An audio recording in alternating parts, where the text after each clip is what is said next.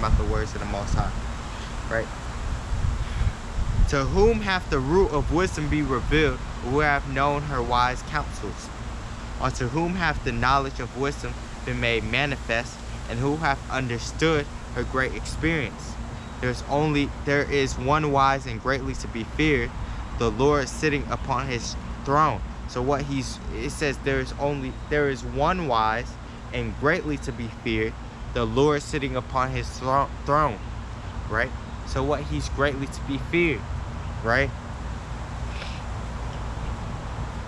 He created her, talking about wisdom, and saw her and numbered her and poured her out upon all his works.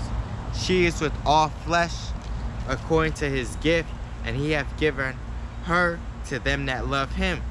The fear of the Lord is honor and glory and gladness and a crown of rejoicing. The fear of the Lord maketh a merry heart and giveth joy and gladness and a long life. Wow. Whoso feareth the Lord, it shall go well with him at the last, and he shall find favor in the day of his death. Let me read that again. Whoso feareth the Lord, it shall go well with him at the last, right? And he shall find favor in the day of his death.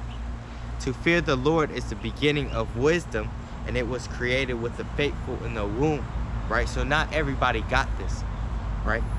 And if you did get this, it was from the jump, which is talking about in the womb, right? Verse 15, she hath built an everlasting foundation with men, and she shall continue with their seed. To fear the Lord is fullness of wisdom, and filleth men with her fruits. She filleth all her house with things desirable, and the garners with her increase. Let me go to this. It's burning inside of me.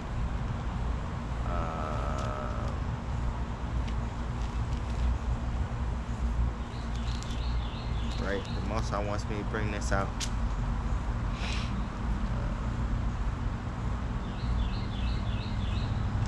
This is Deuteronomy 4 verse 5. It says, behold, I have taught you statutes and judgments, even as the Lord my power commanded me, that ye should do so in the land whither ye go to possess it.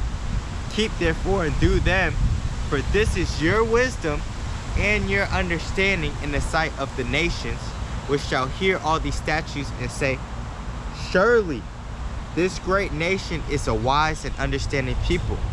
For what nation is there so great, who hath Yahawah so nigh unto them, as Yahawah our power is in all things that we call upon him for? And what nation is there so great, that hath statutes and judgments so righteous as all this law which I set before you this day? Right? So at the same time, this law that the Most High gave us, that's wisdom, right? And that's understanding.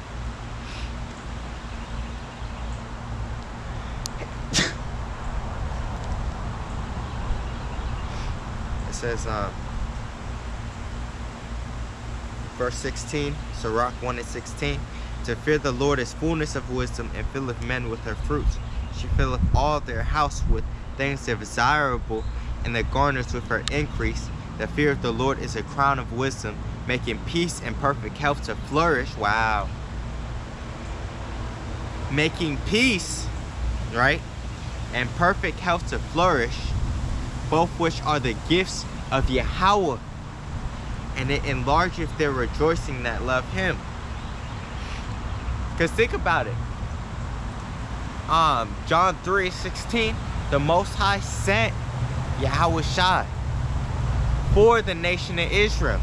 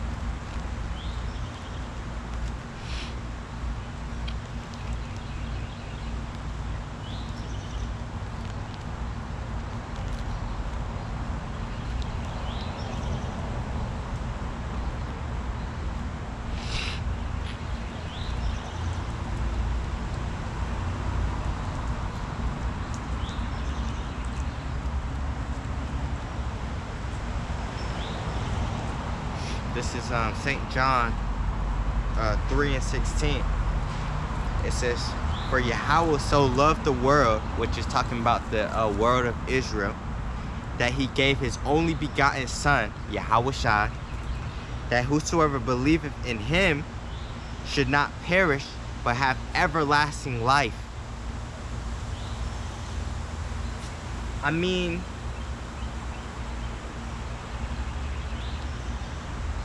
if that's not mercy from the Most High,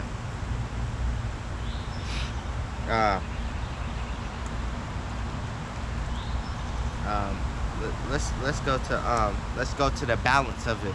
This is St. John's 3:35. It says, "The Father loveth the Son, and hath given all things into his hand.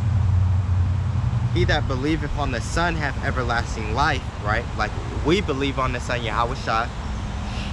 "And he that believeth not the Son shall not see life, but the wrath of Yahawah abideth on him." Wow. The wrath of Yahawah abideth on him. Right? So they're going to receive that destruction. Right?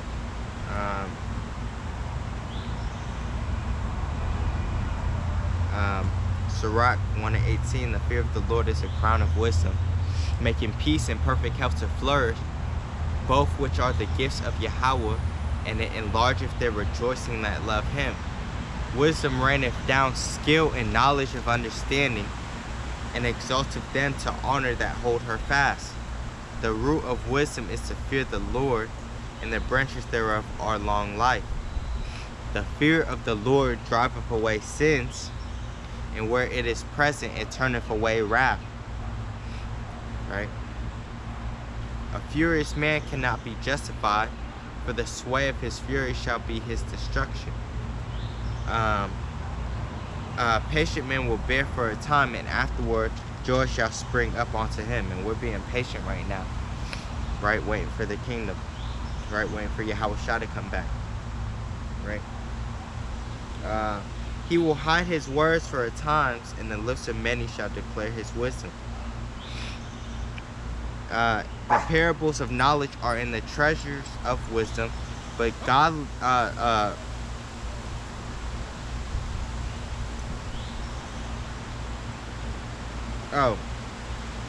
it says the parables of knowledge are in the treasures of wisdom, but godliness is an abomination to a sinner. If thou desire wisdom, keep the commandments, and the Lord shall give her unto thee. Right? That's why what? That's why I said that Deuteronomy 4, that this is the law is our wisdom. Right? It says, "If thou desire wisdom, keep the commandments, and the Lord shall give her unto thee." Right? Because doing the commandments, you understand why he gave us, why he told us to do those things. Right? It says, "For the fear of the Lord is wisdom and instruction." For the fear of the Lord, right? For the fear of the Lord is wisdom and instruction, and faith and meekness are his delight. Distrust not the fear of the Lord when thou art poor, and come not unto him with a double heart. Be not a hypocrite in the sight of men, and take good heed what thou speakest. Right?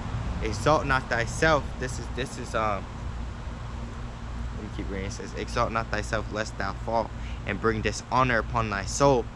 And so Yahawah discover thy secrets, and cast thee down in the midst of the congregation, because thou camest not in truth to the fear of the Lord, but thy heart is full of deceit." Right? And going on to chapter 2, it says, "My son, if thou come to serve the Lord, prepare thy soul for temptation. Set thy heart aright, and constantly endure, and make not haste in time of trouble. Cleave unto him, and depart not away, that thou mayest be increased at thy last end." Right? Like we was reading in Psalms. "Whatsoever is brought upon thee, take cheerfully, and be patient when thou art changed to a low estate. For gold is tried in the fire, and acceptable men in the furnace of adversity." Like I was quoting when I was reading 2nd Ezra chapter 16. Right? I think it was the 70th verse, or 72. It says, believe in him.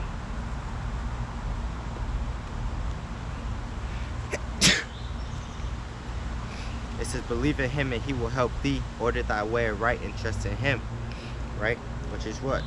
Following this law, statutes, and commandments to the best of your ability. Ye that fear the Lord, wait for his mercy, and go not aside lest ye fall. Ye that fear the Lord, believe him, and your reward shall not fail. Ye that fear the Lord, hope for good, and for everlasting joy and mercy. Look at the generations of old, and see, did ever any trust in the Lord and was confounded? Or did any abide in his fear and was forsaken? Or whom did he ever despise that called upon him? For the Lord is full of compassion and mercy, long-suffering, and very pitiful, and forgiveth sins. And that's what we want, forgiveness of sins. And saveth in time of affliction. We want to be saved from Jacob's trouble. We want to be saved from the Edomites, the Caucasians. Right? It says, for the Lord is full of compassion and mercy, long-suffering, and very pitiful, and forgiveth sins.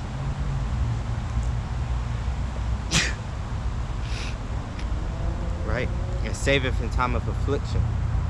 Woe be to fearful hearts and faint hands. Right? You don't want to do this work?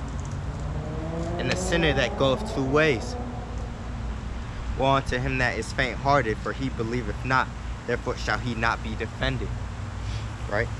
Woe unto you that have lost patience, and what will ye do when the Lord shall visit you?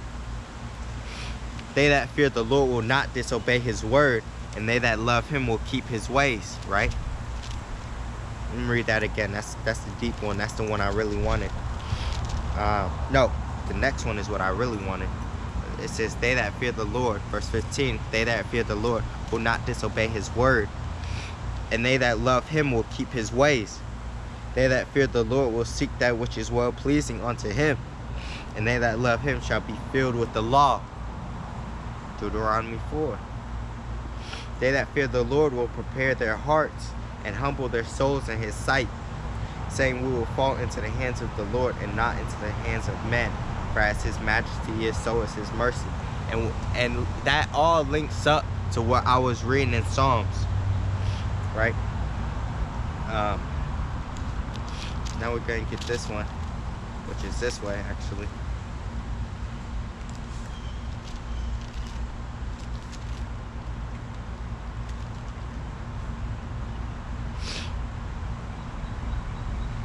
And then I'm going to end it off in a sec. But, I just want to highlight, and it says that Sirach 2:16, they that fear the Lord will seek that which is well pleasing unto him, and they that love him shall be filled with the law. Right? So what? We're searching for the things that are well pleasing unto him. This is Wisdom of Solomon 9 at the top. It says, O power of my fathers, Lord of mercy and Lord of mercy, who has made all things with thy word, and ordained men through thy wisdom, that he should have dominion over the creatures which thou hast made, and over the world according to equity and righteousness, and execute judgment with an upright heart. Give me wisdom that sitteth by thy throne, and reject me not from among thy children. For I, thy servant and son of thine handmaid, am a feeble person, and of a short time, and too young for the understanding of judgment and laws. Right? Because this is Solomon speaking. Right? It says, for though a man be never so perfect among the children of men, yet if thy wisdom be not with him, he shall be nothing regarded. Thou hast chosen me to be a king of thy people, and a judge of thy sons and daughters. Thou hast commanded me to build a temple unto thy holy mount, and an altar in the city wherein thou dwellest, a resemblance of the holy tabernacle which thou hast prepared from the beginning. Because that's just those things are just a shadow, right? Like it says in Hebrews,